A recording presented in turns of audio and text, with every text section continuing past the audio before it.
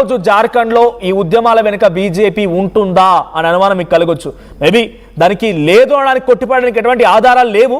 కానీ ఇక్కడ జరుగుతున్న ఇంకొక ఇన్స్టాన్స్ ఏంటంటే ఆల్ ఇండియా స్టూడెంట్స్ అసోసియేషన్కి సంబంధించిన ఒక మహిళా అధ్యక్షురాలు, అంటే ఆ విద్యార్థి సంఘానికి సంబంధించిన ఒక మహిళ, ఆమె అధ్యక్షురాలు ఆ విద్యార్థి సంఘానికి, మొన్న ఆగస్ట్ 7వ తేదీన ఇదే రకం నిరసనలో ర్యాలీలో పాల్గొన్నటువంటి ఆ మహిళ పైన ఆర్ఎస్ఎస్ కార్యకర్త అమర్నాథ్ పాండే ఇంకు చల్లారు. ఆమె మొహం మీద పూర్తిగా ఇంకు పోసారు, నెత్తి మీద ఇంకు పోసారు.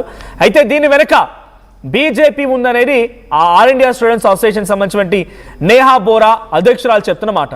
సో ఇదొకటే కాదు, విద్యార్థులందరినీ కూడా బీజేపీ వ్యతిరేకంగా ఆగ్రహానికి గురి తీసుకొచ్చే విధంగా అందరూ సిద్ధమైపోయారు. అంటే వాళ్ళంతా కూడా ఏంటి బీజేపీ మాకు మద్దతుగా ఉండి అపోజిషన్ పై పోరాడాల్సింది పోయి, అపోజిషన్ గా తీసుకొని జార్ఖండ్ ప్రభుత్వంపై పోరాడాల్సింది పోయి మాపై అటాక్ చేస్తారంటూ కూడా ఇంకో టర్న్ తీసుకొని పొలిటికల్ గా ఏ పార్టీ మద్దతు లేకుండానే ఇండివిజువల్ గా వెళ్ళాలని వారు నిర్ణయించుకున్నారు. సరే, వారు వెనుక బీజేపీ ఉందా లేదా అనడానికి ఎటువంటి ఆధారాలు కానీ సహేతుకమైనటువంటి ఒక ప్రాపర్ ప్రూఫ్స్ కానీ లేకపోయినా బీజేపీకి వ్యతిరేకంగా కూడా అక్కడ విద్యార్థులు ఆందోళన చేస్తున్నారనేది చాలా క్లియర్గా అర్థమవుతోంది ఆ ఇన్సిడెంట్ తర్వాత నుంచి కూడా.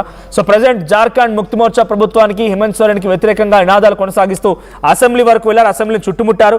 అసెంబ్లీ ప్రాంగణం అంతా కూడా ఇప్పుడు హైలైట్ వాతావరణం కొనసాగుతుంది. 3 అంచెల భద్రత, అంటే step by step. First step లో పోలీసులు ఉన్నారు, సెకండ్ స్టెప్ లో బార్కేజ్ ఏర్పాటు చేశారు, థర్డ్ స్టెప్ వచ్చేసరికి కల ఫైర్ ఇంజన్, ఫెన్సింగ్, బార్కేజ్, పోలీసులు చాలా పెద్ద మొత్తంలో మూడు అంచెల భద్రతతో జార్ఖండ్ అసెంబ్లీని మొత్తాన్ని కూడా పోలీసులు ప్రొటెక్ట్ చేస్తున్న విద్యార్థులు మాత్రం అక్కడికి చేరుకున్నారు. విద్యార్థుల ఆందోళన మాత్రం కొనసాగుతున్నాయి. ఈ జెన్జీ దెబ్బ కేవలం ఆ రోజు కేంద్ర ప్రభుత్వాన్నే కాదు, కేంద్ర ప్రభుత్వాన్ని, ధర్మేంద్ర ప్రధాన్ని మాత్రమే కాదు, ఆ జెన్జీ ప్రొటెస్టులు ఇప్పుడు దేశవ్యాప్తంగా అన్ని రాజకీయ పార్టీలకి, అన్ని రాష్ట్రాలకు పాకాయని చెప్పాలి. మొన్న తెలుగు రాష్ట్రాల్లో కూడా, అటు ఆంధ్రప్రదేశ్లో పోలీస్ కానిస్టేబుల్ సంబంధించి ఆ నిరసనకారులు మెగా పోలీస్ నోటిఫికేషన్ వేయాలని ఆందోళన చేపడుతూ వారంతా ఒక ప్రొటెస్ట్కి పిలుపునిచ్చారు. మీరు జెన్జీ దెబ్బ జంతర్ మంతర్లో చూసారు. ఆంధ్రప్రదేశ్ కూడా సెగ తగలకుండా ఉండాలంటే మెగా పోలీస్ నోటిఫికేషన్ వేయాలి, లేదంటే ఇక్కడ కూడా జెన్జీ మూవ్మెంట్ తీసుకొస్తామని నిరసన వ్యక్తం చేసి ఆందోళన చేపడుతూ వాళ్ళు కూడా మాట్లాడే సందర్భం ఉంది. ఇక తెలంగాణలో కూడా మీరు జాబ్ క్యాలెండర్ అన్నారు, జాబ్ క్యాలెండర్ అమలు చేయాల్సిందే, లేదంటే ఇక్కడ కూడా జెన్జీ మూవ్మెంట్ తప్పదు అని చెప్పి ఇక్కడ కూడా ఆందోళన వ్యక్తం చేస్తున్నారు. సో రాజకీయ పార్టీలు ప్రభుత్వాలకు అతీతంగా ఎవరు ఏ ప్రభుత్వంలో ఉన్నా, ఏ ప్రతిపక్షంలో ఉన్నా, రాజకీయ పార్టీలన్నిటి కూడా ఈ జెన్జీ గుబులు పట్టుకుంది. ఇప్పుడు జార్ఖండ్లో ఆ జెన్జీనే ఒక పెద్ద ఎత్తున ఆందోళన చేపడుతోంది. అసెంబ్లీ ముట్టడికి పిలుపునిచ్చింది. వారిని తిప్పికొట్టడం కోసం 3 అంచెల భద్రతను ఏర్పాటు చేసుకున్నటువంటి జార్ఖండ్ ముక్తి మోర్చా ప్రభుత్వం అక్కడ వారందరినీ తిప్పికొట్టడం కోసం వాటర్ కెనాన్స్ ఉపయోగిస్తోంది, రబ్బర్ బుల్లెట్స్ని ప్రయోగిస్తోంది, లాఠీలు జులిపిస్తున్నారు, ఫెన్సింగ్లు వేస్తున్నారు, రకరకాల ప్రయత్నాలు జరుగుతున్నాయి, టియర్ గ్యాస్ కూడా ప్రయోగిస్తున్నారు. సో అక్కడ జరుగుతున్న సిచ్యువేషన్ చూస్తూ ఉంటే జంతర్ మంతర్ మరోసారి రిపీట్ అవుతుందని కనబడుతోంది. మరి ఏం జరిగిందో చూడాలి. వాళ్ళ డిమాండ్స్ ఒకటే, వాళ్ళ డిమాండ్స్ పేపర్ లీక్ జరగకూడదు, ఇర్రెగ్యులారిటీస్ ఉండకూడదు, ట్రాన్స్పరెన్సీ ఉండాలి, అకౌంటబిలిటీ ఉండాలి.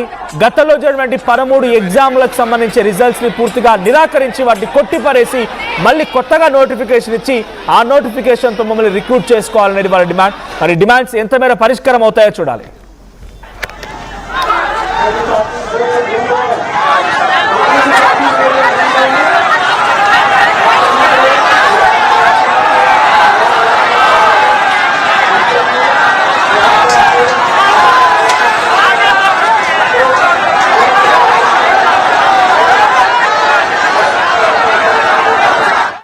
టోర్నమెంట్ కి ముందు పెయింట్ ఎలా చేస్తాం?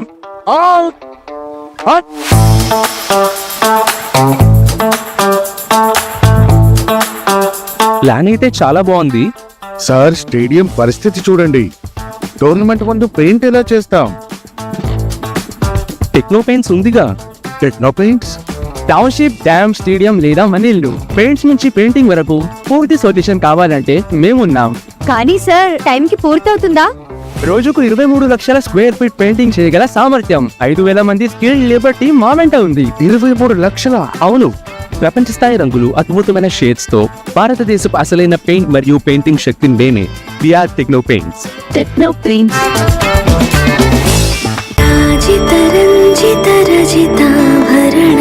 Pure in its form with grace made noble.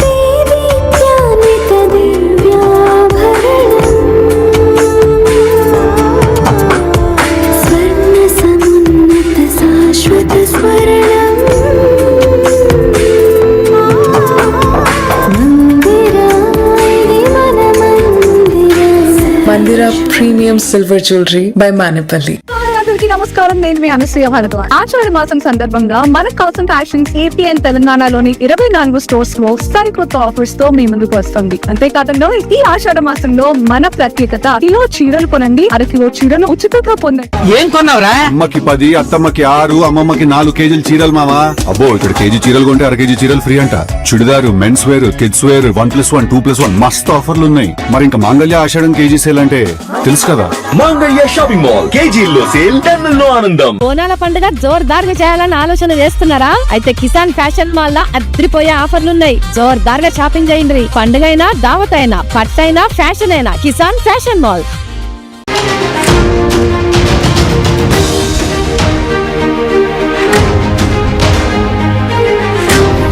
Breaking news చూస్తున్నాం. జార్ఖండ్ రాజధాని రాంచీలో ఒక హై టెన్షన్ వాతావరణం నెలకొంది. సో ఢిల్లీలో జంతర్ మంతర్ మాదిరిగానే ఇక్కడ కూడా జెన్జీల ప్రొటెస్ట్ కొనసాగుతోంది. ఇక్కడ ఎటు చూసినా కూడా మళ్ళీ విద్యార్థులపై లాఠీ చార్జ్ కొనసాగుతుంది. ఒకసారి ఆ దృశ్యాలు మీకు చూపిస్తాను. రాంచీలో ఏం జరుగుతుంది, అసలు జార్ఖండ్ లో అంతటి సిచ్యువేషన్ ఎందుకుంది, సో అక్కడ ఏ విధంగా సిచ్యువేషన్ కొనసాగుతుంది అనేది మీకు నేను డీటెయిల్గా చెప్పే ప్రయత్నం చేస్తాను. ఒకసారి అంతకంటే ముందు అక్కడ విద్యార్థులపై జరుగుతున్నటువంటి నిరసనకు సంబంధించిన సంఘటనలో ఎటువంటి సిచ్యువేషన్ ఉందో చూద్దాం.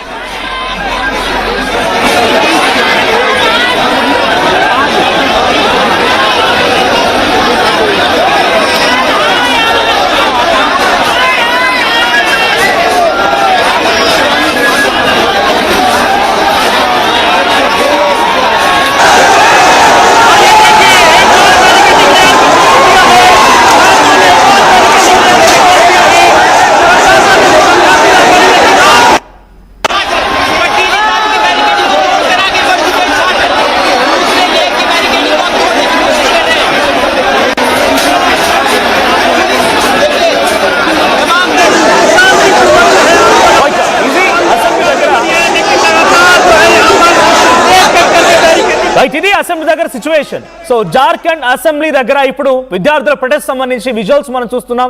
జార్ఖండ్ ప్రభుత్వానికి వ్యతిరేకంగా విద్యార్థులు నిరసన వ్యక్తం చేస్తున్నారు.